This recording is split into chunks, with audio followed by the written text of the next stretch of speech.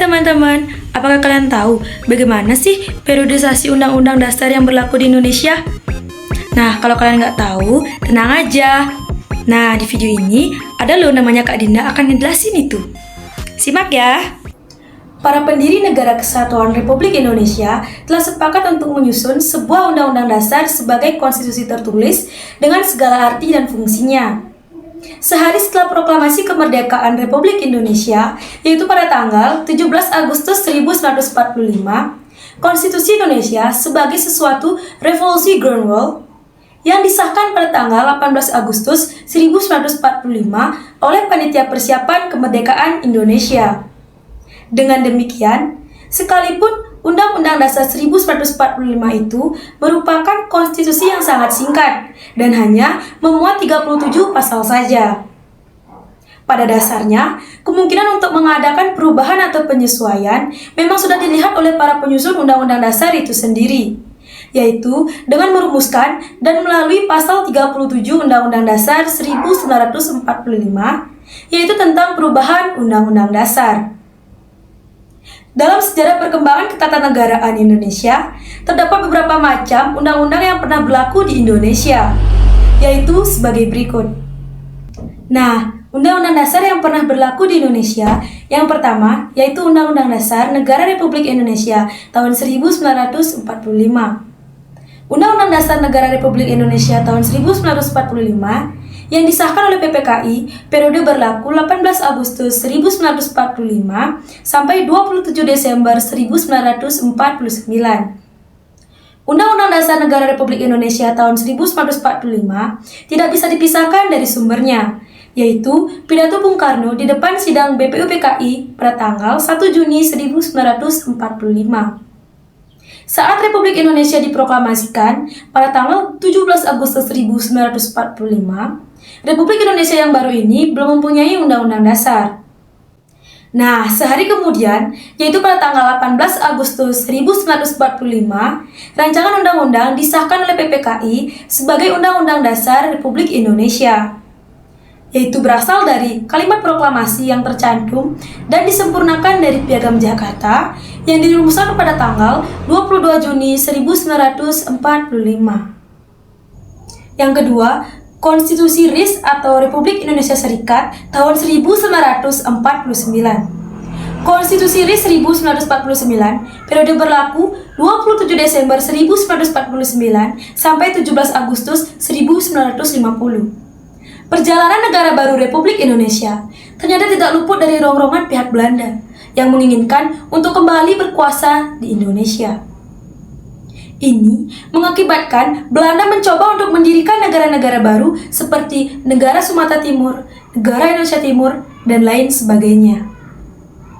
Sejalan dengan usaha Belanda tersebut, maka terjadilah agresi Belanda pertama pada tahun 1947 dan agresi kedua pada tahun 1948. Nah, inilah yang mengakibatkan diadakannya KMB atau Konferensi Meja Bundar yang melahirkan Negara Republik Indonesia Serikat, sehingga Undang-Undang Dasar yang seharusnya berlaku untuk seluruh negara Indonesia, namun hanya berlaku untuk Negara Republik Indonesia Serikat saja. Yang ketiga, Undang-Undang Dasar Sementara tahun 1950.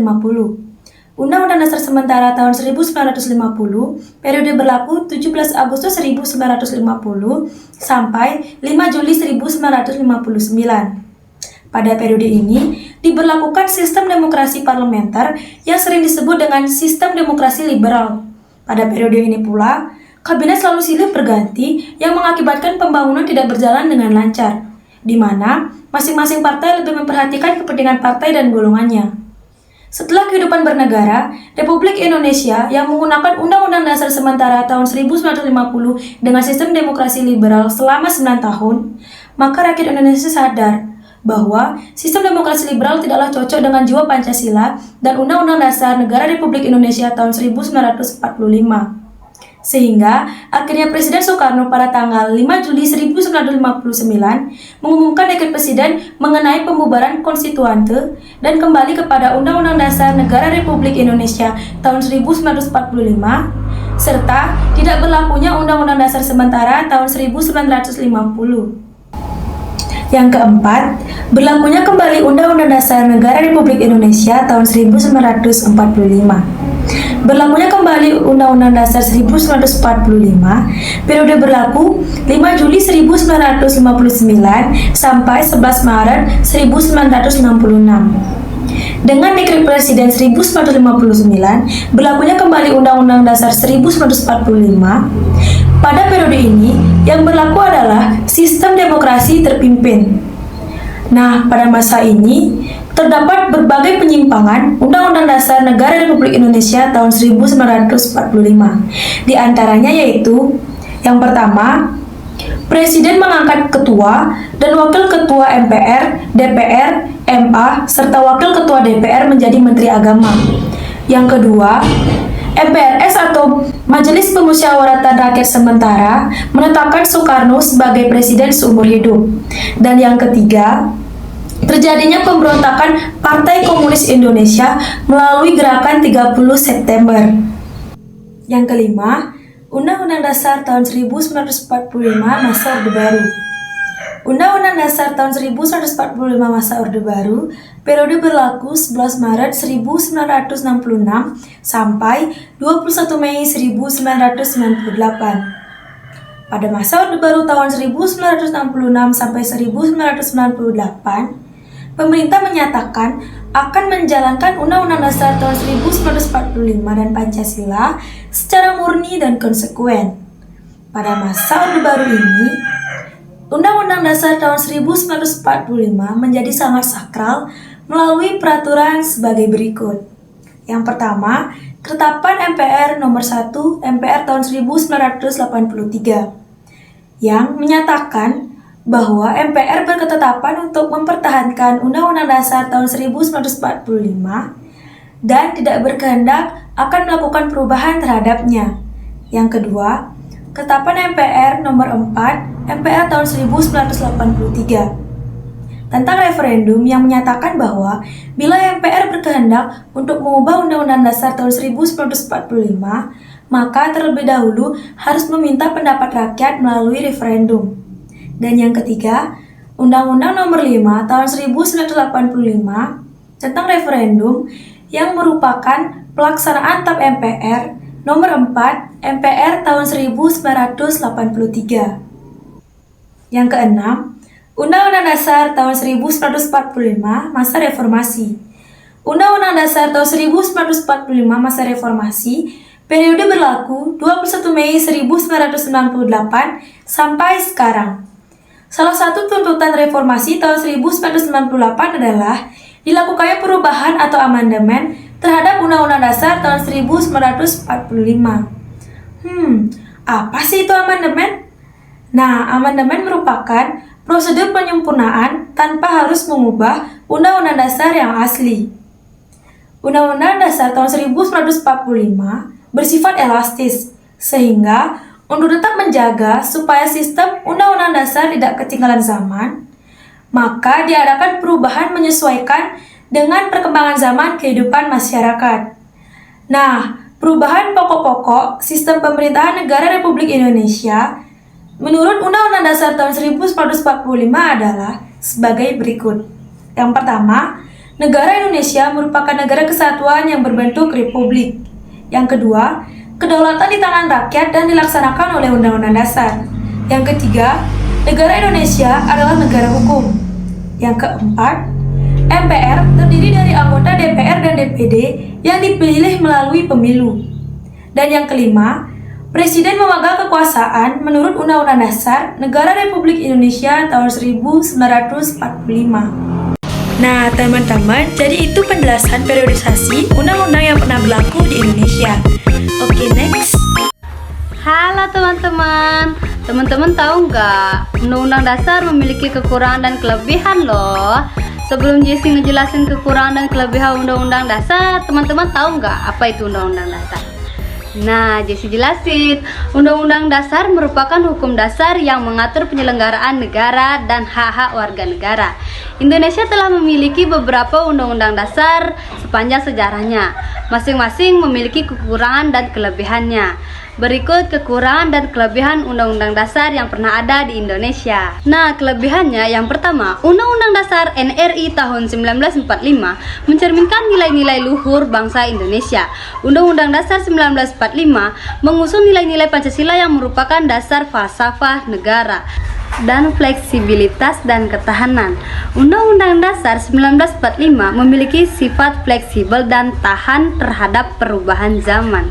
Nah, kekurangannya, kurangnya mekanisme kontrol. Pada masa awal kemerdekaan, mekanisme kontrol terhadap kekuasaan presiden masih lemah dan menyebabkan ketidakseimbangan dalam sistem pemerintahan. Dan kurangnya perlindungan hak asasi manusia. Undang-Undang Dasar 1945 sebelum amandemen kurang memberikan perlindungan yang memadai terhadap hak asasi manusia. Nah, yang kedua, Konstitusi RI 1949. Kelebihannya menerapkan sistem federal. Konstitusi RI menerapkan sistem federal dengan memberikan otonomi yang luas kepada negara-negara bagian. Yang kedua, menekankan pada kedaulatan daerah. Konstitusi RI memberikan kedaulatan yang lebih besar kepada daerah-daerah, sehingga memungkinkan daerah untuk mengatur sendiri urusan pemerintahannya. Nah, kekurangannya, sistem yang rumit dan tidak efektif. Hal ini disebabkan oleh banyaknya lembaga negara dan kurangnya koordinasi antar lembaga. Dan kurangnya kesatuan dan persatuan. Sistem federal dalam konstitusi RI cenderung memecah belah bangsa. Hal ini terlihat dari munculnya konflik antar negara bagian. Nah, yang ketiga, UUD 1950. Kelebihannya mencerminkan semangat nasionalisme Indonesia saat itu dengan fokus pada kesejahteraan rakyat dan sistem parlementer. Sistem ini dianggap lebih fleksibel dan memungkinkan adanya kontrol yang lebih kuat dari parlemen terhadap pemerintah. Dan kekurangannya, ketidakstabilan politik. Masa penggunaan UUD 1950 diwarnai oleh ketidakstabilan politik dan perubahan rezim yang memengaruhi keberlangsungan pemerintah. Dan dekonsentrasi kekuasaan yang terbatas. Dekonsentrasi kekuasaan yang diterapkan di UUD sementara 1950 masih terbatas dan belum sepenuhnya efektif dalam memberikan otonomi kepada daerah. Dan yang keempat, berlaku kembali Undang-Undang Dasar NRI tahun 1945. Kelebihannya, menandai akhir dari perang kemerdekaan dan perjuangan diplomasi yang menghasilkan pengakuan kemerdekaan Indonesia oleh Belanda. Dan kekurangannya, tidak tahan lama. Undang-Undang Dasar NRI 1949 hanya berlaku singkat karena kemudian digantikan oleh Undang-Undang Dasar 1950 dan akhirnya oleh Undang-Undang Dasar 1945 kembali setelah RIS. Dan yang kelima, Undang-Undang Dasar NRI tahun 1945 masa Orde Baru. Kelebihannya, pertumbuhan ekonomi. Masa Orde Baru ditandai dengan pertumbuhan ekonomi yang sangat pesat. Hal ini didukung oleh stabilitas politik dan kebijakan ekonomi yang terarah. Dan kekurangannya, kesenjangan sosial. Pertumbuhan ekonomi yang pesat di masa Orde Baru tidak merata dan menimbulkan kesenjangan sosial yang besar. Nah, yang keenam, Undang-Undang Dasar NRI tahun 1945 masa reformasi. Kelebihannya, penguatan demokrasi. Amandemen Undang-Undang Dasar 1945 memperkuat sistem demokrasi di Indonesia dengan memberikan ruang yang lebih besar bagi partisipasi rakyat dalam pemerintahan. Dan kekurangannya, ketidakstabilitas politik. Masa reformasi diwarnai dengan ketidakstabilan politik dengan pergantian presiden dan kabinet yang sering terjadi. Nah, jadi ini kesimpulannya. Konstitusi ini mencerminkan periode sejarah yang berbeda dan kondisi politik yang berubah-ubah di Indonesia.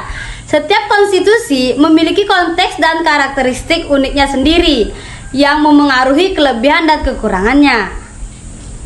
Nah, sekian penjelasan dari Jessie. Bye-bye.